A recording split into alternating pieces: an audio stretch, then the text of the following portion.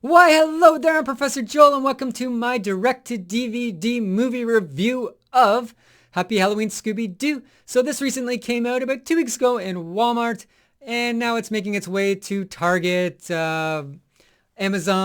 You can buy it online. It just depends where you buy your stuff. It'll make its way there eventually. I bought mine at Walmart, and I gave it a watch about a week ago, and I just wanted to kind of think about it before I put my review up. So if you haven't seen this, my review is going to be spoiler free. I'm just going to give my positive thoughts about it, and just a bit of background about this movie.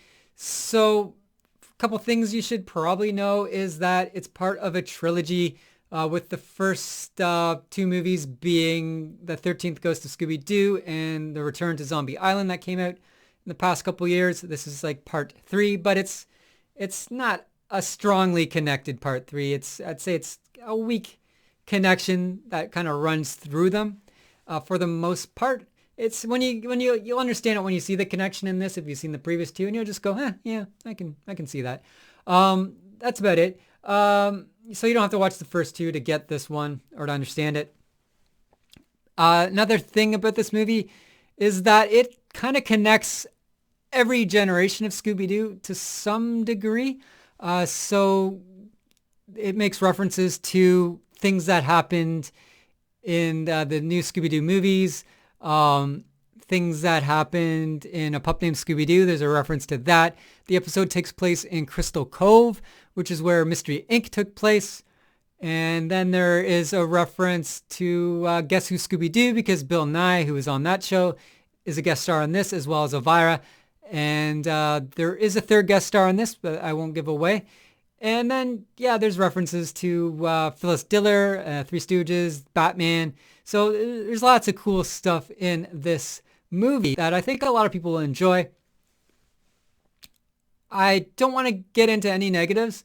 There were things that kind of turned me off in this. Not turned me off, but that I didn't like. But this is coming. I'm an old Scooby-Doo fan, right? So this really isn't entirely directed at me, this movie. It's more for younger kids in general. Like, for me, I love the classic Scooby-Doos, and I loved Zombie Island and Witch's Ghost. Everything else has just been kind of, it's okay. Some things that people grew up with, I don't really love. And things that I grew up, other people won't love. A lot of people don't like the classic Scooby-Doo. They find it a little too slow. And I don't mind. If that's your opinion, that's perfectly fine. Everyone should have a difference of opinion, because it just makes the world a more interesting place.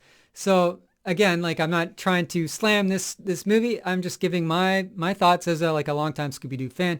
And I do recommend this movie, though, even though it's not like a perfect 10 out of 10 for me. I think a lot of love and care and attention to detail went into this, and it's a good little film. So I'll get into my likes. The first thing I liked a lot about this was Elvira. I liked her a lot in this, but she didn't seem very Elvira-ish to me. Like, I don't think she wrote her own lines or improvised. I think she was kind of more reading the lines off the script. So that's something that I'm not trying to get into negatives, but that's just something that I felt as a longtime fan. What else I also liked was Scooby. He gets his speech impediment back in this one, so he talks more like a dog. And Guess Who Scooby-Doo, he talks more like a dog, or more like a person, which I don't mind. It fits that series, but in this I just kind of like his speech impediment, because it brings back the classic Scooby-Doo for me, at least. Daphne is very weird in this one. She has some very funny scenes. There's one scene where she's giving Scooby-Doo a bath and she sings a song. And that song and scene just really cracked me up. I thought it was hilarious. Freddy has a pretty cool scene that references Predator. I like that a lot. This movie is mostly a Velma character arc. And she's very scientific in this and very outspoken and a little bit obnoxious and grating, for me at least. But this is a very heavy Velma episode. And Scooby and Shaggy don't get much screen time, because there are a lot of guest stars in this and some side characters. So for me overall, this is about a 6.5 out of 10, which is a good score. This is perfectly acceptable. It's just like an average Scooby-Doo movie maybe above average. I think I liked it better than all some of the other ones I've seen. I do like them all for the most part, but we're all about ranking on this channel, I guess, to some degree. So I'd put it about at 6.5. Um, as a long-term Scooby fan, like I said, I'm just hard to impress. So I went in with the best intentions. I wanted this to be like a new Halloween tradition for me, but my current tradition for Halloween is watching Scooby-Doo and the Headless Horseman of Halloween. And I usually follow that up with the Disney cartoon version. And then I'd watch To Switch a Witch, which takes place on Halloween. It's a classic Scooby-Doo episode with Scooby-Doo in Salem. And yeah, those are my two favorites. But yeah, this is 6.5. I hope someone out there, this becomes your Halloween tradition. And if you haven't watched my channel before, I review Scooby-Doo episodes once a week. So if that's something that interests you, hit the subscribe button or whatever you like to do. You know the routine. Until next time, stay spooky.